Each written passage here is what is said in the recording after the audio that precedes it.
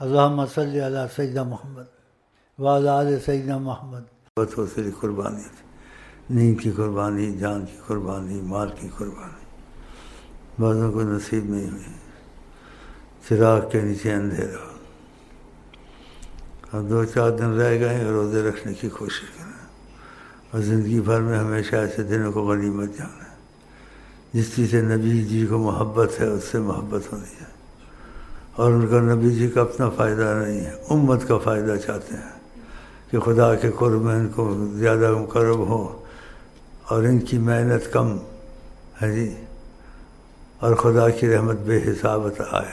محنت کم تو چند دن کی محنت تھی، اس سے صحت بھی نصیب ہوتی ہے. ان دنوں کی راتوں کی اللہ نے قسم کھائی ہے اور نبی کریم نے رغبت دلائی ہے.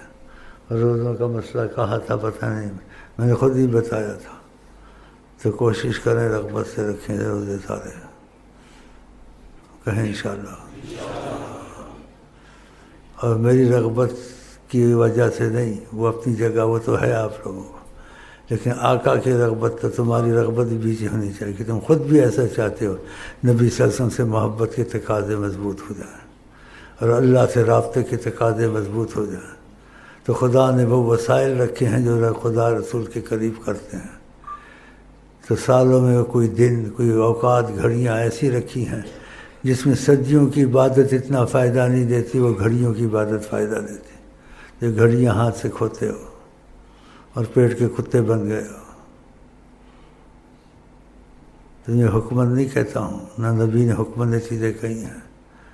اس لیے کہ محبت جبر سے نہیں ہوتی، قربانی جبر سے نہیں ہوتی. اسی کا الناس یتفاوتون فی محبت.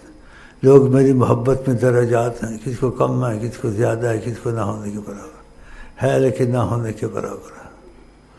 تو ان کی محبت زیادہ اچھی ہے، کم اچھی ہے؟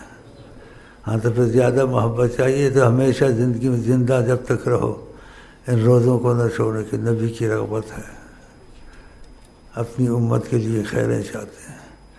یہ ان کو اپنا فائدہ نہیں چاہیے، تمہارا فائدہ چاہیے. کہ روزے خدا نے بڑے پسند کیے ہیں.